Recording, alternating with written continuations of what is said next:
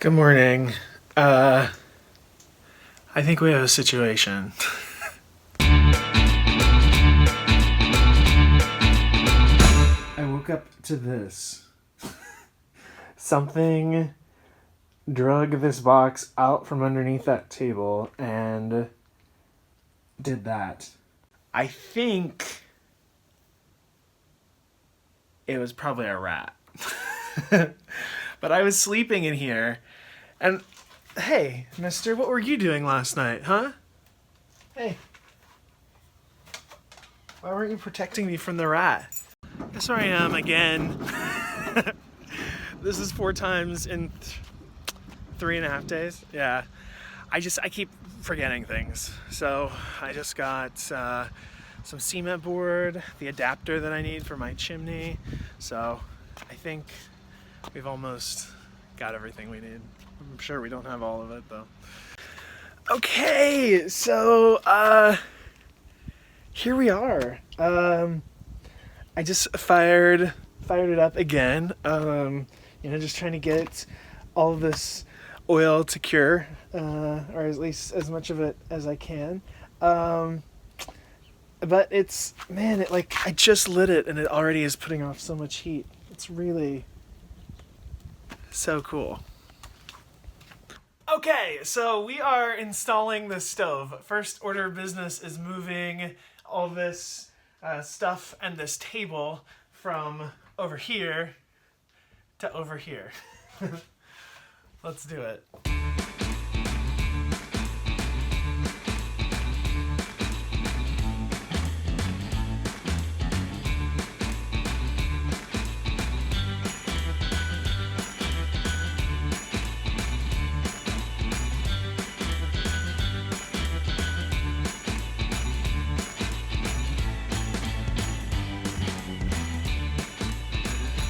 Okay, so upon further investigation, we've got a whole bunch of little double bite marks all over this cardboard that was strewn everywhere. Too big for a mouse, perfect size for a rat. So, you know what? I think he might be living. Are you in there, buddy? There's a gap here, and there's some insulation in there. I bet it's an exceptionally warm place to live. So I guess we're going to have to get that taken care of. I don't know what I'm going to do. I don't want to just poison him because I don't want him to die in the wall, because he won't smell now. He'll be frozen for the winter and then smell when it gets warm. So I don't know how we're gonna fix that. This is a super common problem. You can see that's a soybean field. My dad just harvested all of the beans last week, and they don't call them field mice for nothing. The fields are full of rodents. They build their little burrows in the ground and build their little nests for the winter.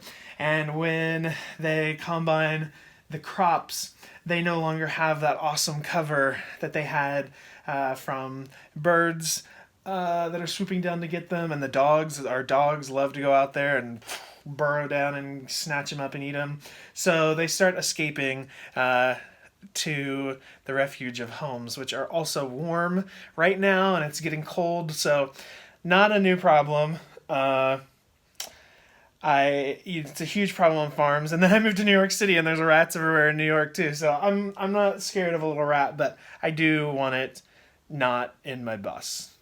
We are getting this stove installed, probably, hopefully, maybe. We're gonna find out. We're gonna do the majority of it and hope that we have everything we need, and hope that everything goes as planned. There are a lot of different adapters and fittings and stuff that we need. In addition, we're just putting it in for the winter, not permanently. So there's that to consider as well.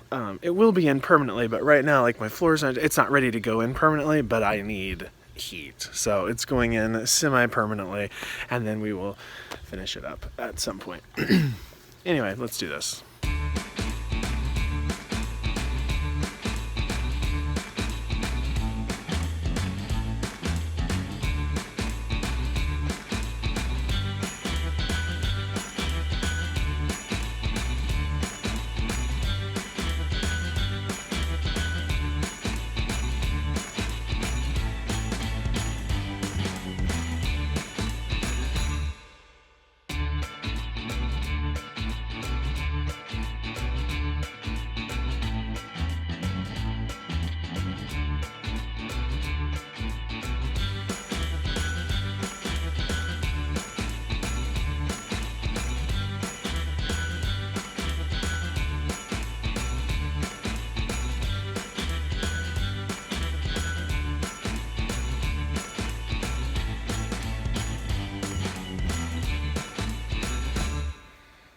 Oh man, this stove is stressing me out.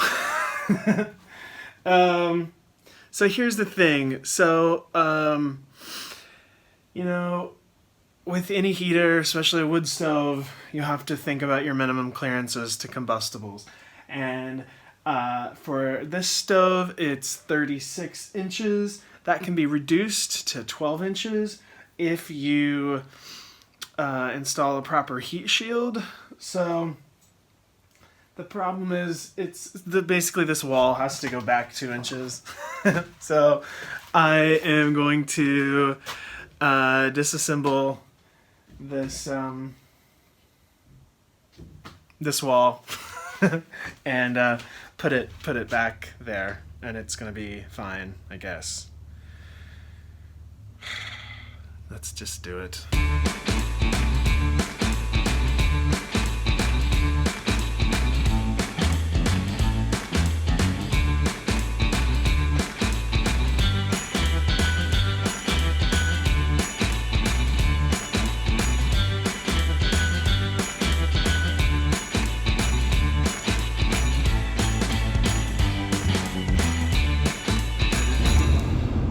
Y'all,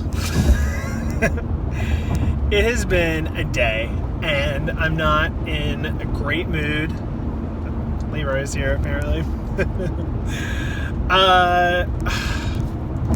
Where do I start? So, my wood stove, amazing, it's so cool. It just, in order for it to be safe, in order for it to be at its safe clearance distances, it is just kind of in the way. It's not terrible, but it is bulky. It's taking up more, it's like kind of in the road. It's like not where, there's just not like a perfect spot for it. And so I don't want it to be unsafe. I don't want it to be in the middle of everywhere. So I made the executive decision to scrap using the wood stove. I know, devastating. But I finally decided I thought that would be best. So then I went to Lowe's for the 5th time in the last 4 days. I went to Lowe's and bought a wall heater, a propane wall heater. Well, apparently that thing needs a 100-pound propane tank, which a 100-pound propane tank is huge. And it has to be upright. Or you can buy a horizontal 100-pound propane tank for like $700, $600, when an upright one is like $123. No, thank you. So I was like, well, crap, like, do I need to return this? So I did some research. Turns out you can use a smaller tank. You just might get a lower BTU output if you're using it on full blast. Well, I don't think I'll be using it on full blast very often. It's way more BTUs than I need. So I think it should be fine, but then, like, I don't have the right, like, fittings, and I can't find them here. And nobody at Lowe's has any clue what they're doing. No one could tell me what I needed. So I'm just frustrated, and I'm gonna go home and eat my worries away. I got some food. I am telling you. This is not a happy camper. I got that gas stove. I thought it was gonna work. I pulled this first stove. That's right. There's a second stove now. I pulled the stove out and I told you about the whole 100-pound tank debacle, and the gas stove just isn't gonna work. So I did a little more research, and I found out that the newer versions of this stove, different brand, but just a not old design, a newer design that's EPA certified and has like a firebox in it, whatever that means. Hi, ladies. This is Lily. Leia. And this is Leia. Pretty cool girls, aren't you? Yeah, cool dogs. It turns out the new versions of this stove require much smaller wall clearances, and so I think they're going to work. So I found one at the Orschelns in our town for $2.69. Not terrible price. I mean, I've already spent $100, $120 on this, $100 on this pipe. This pipe also, oh, by the way, BTW is not going to work. So this is turning into, I think, my first just like huge, hyper frustrating thing. You know, it was expected, but so annoying. So we're gonna go get a new one of these, and hopefully we'll get it in next time. Oh, hi! I couldn't help but overhear you saying how desperate you were to watch more YouTube videos. Well, you can. Subscribe here, you won't miss a thing. Or watch my film, Once Is Enough, right here. Or just click here, watch another video.